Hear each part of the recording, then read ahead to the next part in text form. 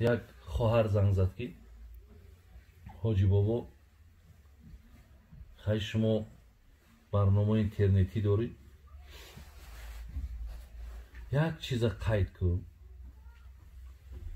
همین شوهر ما در ما ویدیو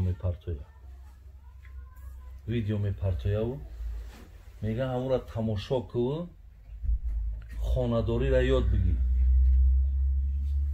میگه بابای حاجی همین قید که من شرم میکنم، همون ویدیویی که همون میپرتویا شوهرم حاجیه، میگه اگر ببین میگه هوشای سرت نکنه چیز میگه بگو.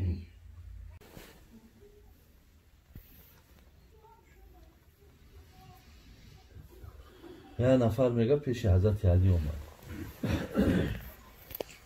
پیش حضرت علی اومد گفت حضرت من یک خانه خریدم، همون را یک قولنامه شنم مینویسی بعد سیخره داویر نیست، یک داویر شپر نمیکنی خیلی با حسنی خطی خودت با مقصد قلم شما خیلی تبرک میشوه، بسیار باید اعتبار پیدا میکنه. آخی مرده که قولنامه خانه شد حضرت علی نویساندگیه. بعد حضرت علی بسیار برادرای عزیز شخصیت عالیم بودن. حضرت علی بسیار خصوصیت های خودش داره، نزد پیامبر ما بسیار محبوب بودن. بعد میگم خیلی نگاش کرده در چشمهاش میگه بسیار دنیا پرستی را دید، بسیار یک شخصی همین عاشقی دنیا را دید. بعد گفت مایلش گفت منو گفت گرفت کاغذ را میگه بسم الله الرحمن الرحیم باری بلاکش نیست. این میت گفته کسی میمبرکو این میت از میت دیگری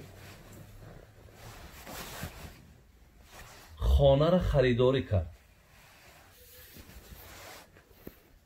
در شهر مذنبین.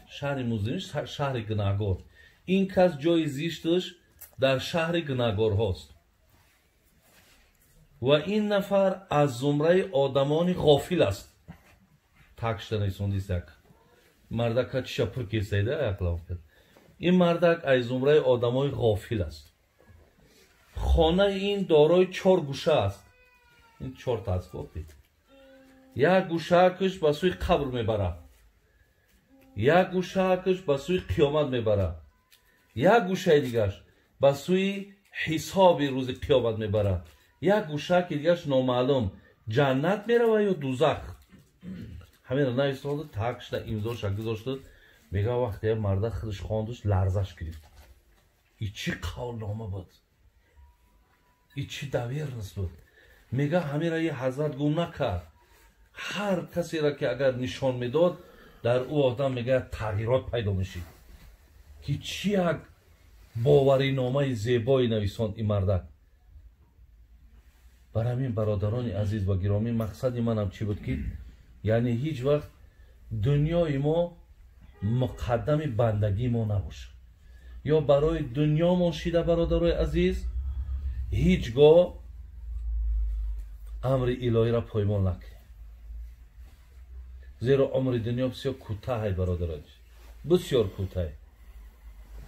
ولی پیش ما آخرت داره، ما خانه قبر داره. دویم گفت و اذا ترکت الامر بالمعروف و نهی عن المنکر حرمت برکت الوحی. هرگاهی که اگر در بین مرد امتای من امر معروف و نهی منکر ترک شید، الکی فهم قرآن و برکت قرآن از قلباتون گرفته میشه.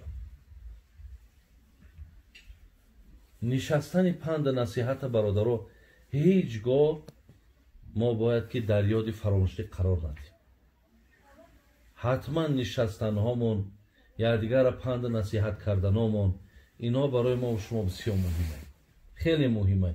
شما میدونید پیامبر حتی قسم خورد گو والذی نفسی بیدی. قسم حضرت حذیفه حدیث میاره، میگه قسم به الله مهربان، قسم به بزرگی خدا که جانم در دست اوست. لتأمرون بالمعروف ولا تنهون عن المنكر او ليوشكن الله ان يبعث عليكم عقابا منه ثم تدعونه فلا يستجاب لكم. پیامبر گفت قسم بر آن خدایی که هستیم در دست اوست، امتای من تا زمانی که هستین موعظه و پند نصیحت ترک نکنین و هیچگاه در مقابلش هم نیستین، زیرا اینکه در کدام از قوم جمعی که امر معروف و نهی منکر ترک شید، پیامبر گفت زود است که عذاب خدا بر بالاشون می آید. بعد از آن شما قاعده همینه دعا میکنین، دیگر دعاتون الله مهربان اجابت نمیکنه. برای چی؟ برای که شما امری به معروف و نهی از منکر ترک کردید. سیم بعد گفت و ایزا تصابت امتی سقطت من عین الله. اگر امت من قدرت پیدا کنند که یکدیگر حقارت کنند، شما ای رحمت خدا دور میشید. دشمن میکنین یا دیگر. پیامبر میگه وقتی دشنام کردین ای رحمت خدا شما دوری. وای به حال آن کسی که دهن حقارتی دارد. پیامبر میگه سباب المسلم فسوق و قتاله کفر. بین کسی برادری مسلمان شه، خواهری مسلمان شه، وقتی حقارت میکنه این آدم فاسقه. فاسق امام باشه پشتش نماز نمیخونیم، اگر شاهدی باشه در شاهدی رخش نمیتیم، برای میگیم فاسقه. و قتاله کفر، کسی مسلمان هم میکشه کافر میشه. دشنامش فسقه، قتلش کفره. امروز یک بار ببینین چند قدر حقارت میکنین.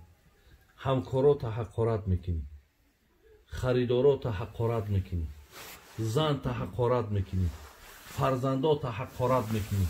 چقدر دهن بی‌معنی دارید، چقدر حیات بدبختانه دارید.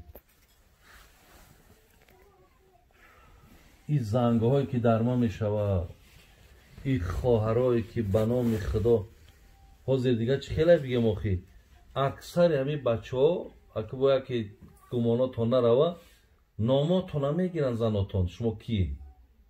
شما چیکار میکنین؟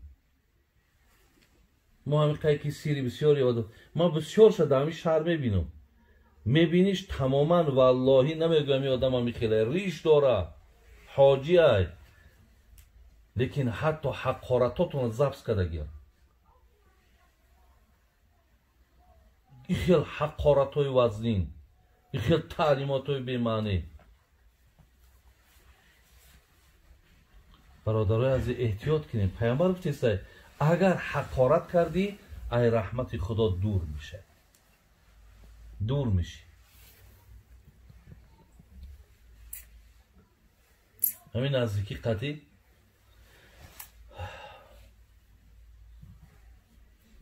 یک خواهر زنگ زد که حاجی بابا خیلی شما برنامه اینترنتی دارید، یک چیز قید کن. همین شوهری ما در ما ویدیو میپرتویا و میگه همون را تماشا کن، خانه‌داری را یاد بگیر. میگه بابای حاجی همین قیقی که من شهر میکنم، همون ویدیویی که همون میپرتویا، شوهرم حاجیه میگه اگر ببین میگه هش ای سرت نکنه چیز میگه بگو.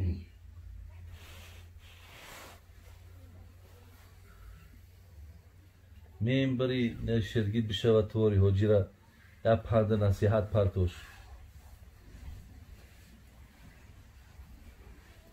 نخواه که همین یک نفسی پده نالت چیه که این قدر برای همیشه در دنیا و آخرت تاریک کرده و سیاه کرده.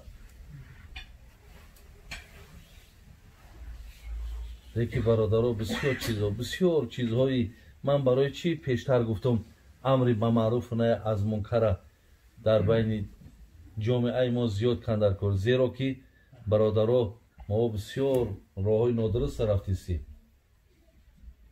بسیار تنبلی های در عبادت پیدا شده، نافرمانی پیدا شده، امر الهی را پایمال میکنی چشم نمیپره. این حدیث هم قبلا آوردم، اگه من دیگه وقتی زیاد نمیگیرم. از حدیثی که قبلا خواندم یک چیز شکی اینجا معرکه عقیقه کی بود، در همین جا آمد که